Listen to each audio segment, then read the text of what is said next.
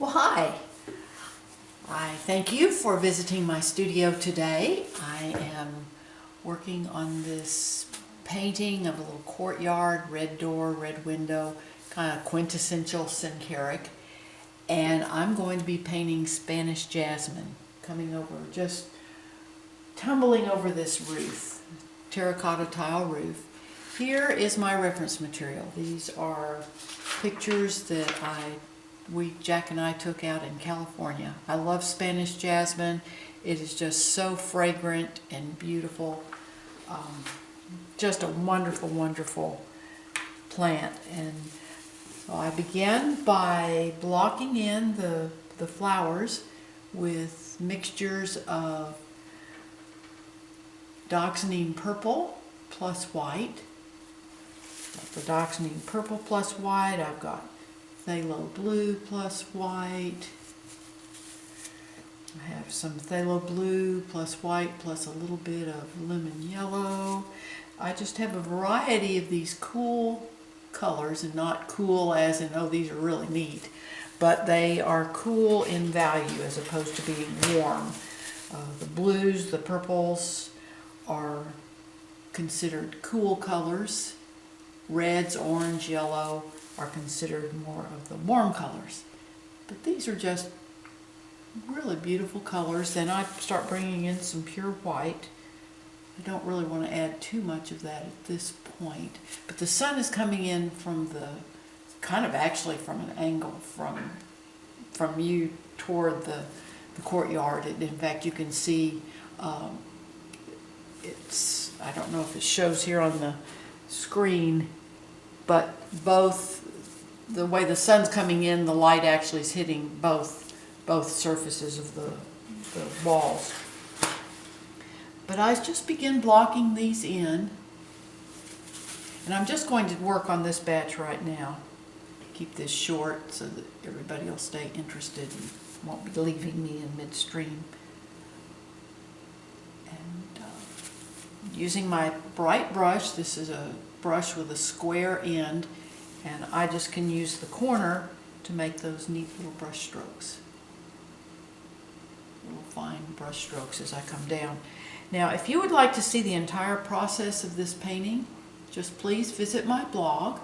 The link is in the description below, and I show the entire process of this painting from start to finish. From my initial sketch on the canvas, I show how I've sketched up my basic plan on the canvas, and all the way through the end. And of course, you'll only see it up to this point, right? Well, it depends on when you're watching this video. I guess if you're watching it down the way, then you'll be able to see the whole thing. So just go to my blog. Again, the link is in the description below, and you'll be able to see the entire step-by-step process of this piece. But these cool blues, purples, soft green, these are the shadows of the flowers. Get those in. Now I begin blocking in the leaves. The leaves are mixes of, this is sap green plus a little bit of white, and I've also got some magenta in here.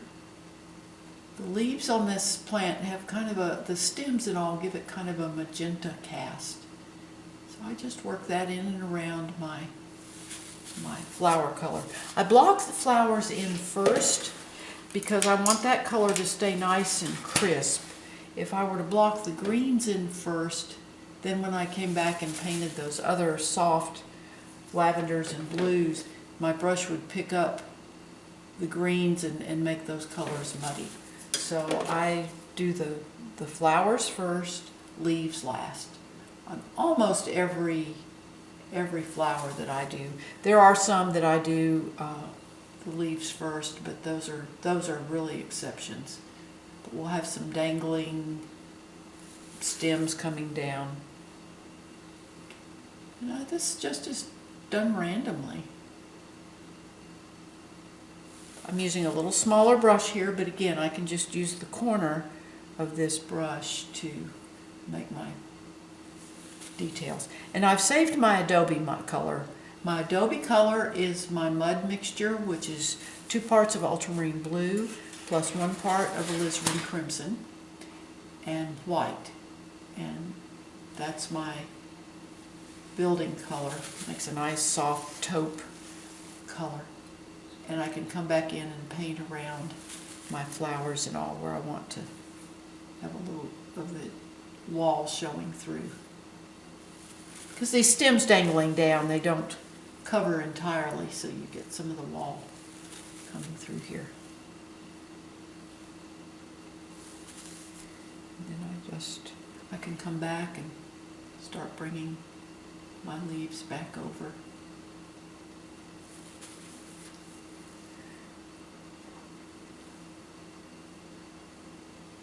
This is some of my sap green plus a little bit of lemon yellow.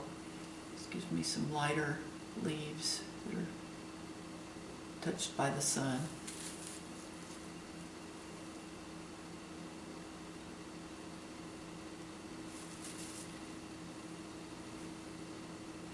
There I've added a little phthalo blue into the mixture.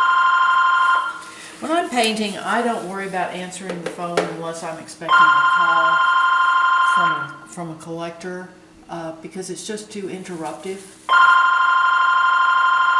Most of the time the calls are sales calls or robocalls anyway.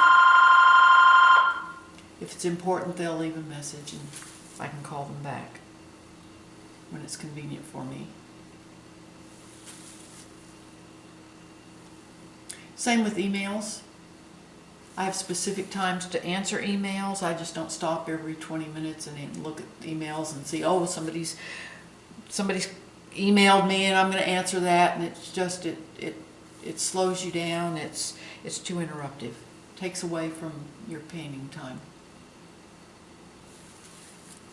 So now I'm coming back with my white. This is my pure white, and adding the highlights on the jasmine flowers. They get little clumps of these little buds coming out. I'm going to let them break over the door. By letting them break over the door, that helps to give depth to the painting. You can see how I'm just using that corner of the brush to make those little fine brush strokes. We'll have some here coming down too.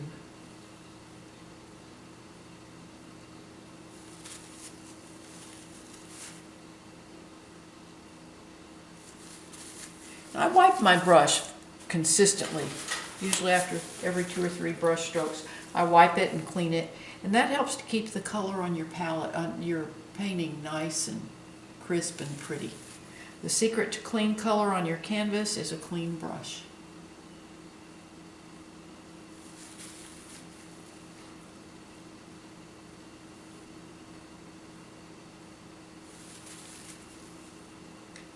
Just come back in here. Have some. I'll go ahead and make some color up in this corner.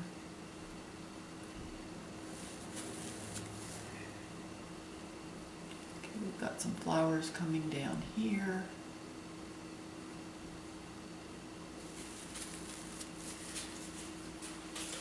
Now the stems of the jasmine, I can just brace my hand here on the edge of the canvas.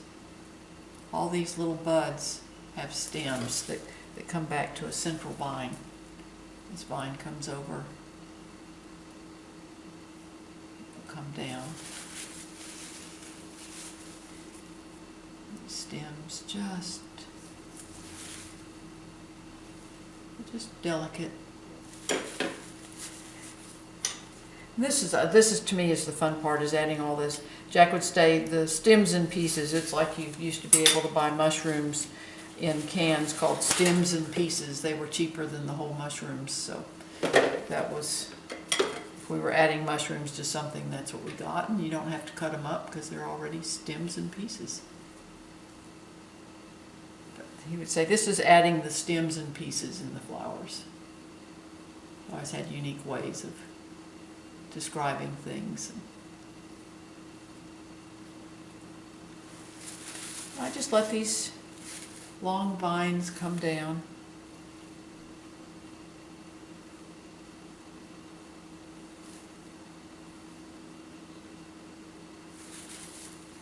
Some more of these little buds. Now the flowers themselves have kind of a deep little center, which I'm going to add now with a mixture of magenta plus liquid original. And again, I can just brace my hand up here, make sure it's clean. Many of you have asked why I wear gloves, and it has nothing to do with the toxicity of the paint or anything. My skin is very dry, and if I don't wear gloves, my skin cracks around my fingernails. I mean, this time of year I have a problem with that. It does it anyway. But if I don't wear the gloves, it's even worse. So that's why I wear the gloves, is to just, I slather my hands with lotion and then put the gloves on. And that, by the end of the day, my hands aren't quite so dry. But I just add the little dark centers into the flowers. That's how I paint the jasmine. I'm not going to complete the whole thing because it's basically just a repetition all the way through. I will show you the jasmine all finished at the end of the video. But I really appreciate you watching and following my YouTube videos. You can subscribe to my YouTube channel. You can also subscribe to my blog. And I hope you'll come back and visit again. You have a wonderful, wonderful day. And just remember, if you're out and about and you see somebody that needs some help, be kind to someone today. Practice kindness. Just help them. If somebody's struggling, maybe they're trying to get gas and they've got kids and the kids are running around, and just say, go over and give them a hand. It's just, that makes the world a better place. Give them a smile. You don't know how much a smile says to people. Although with COVID, it's hard to do that wearing masks. But anyway, be nice to somebody today. Have a great day. And I really, really appreciate you. And just thank you again for following my blog and YouTube videos.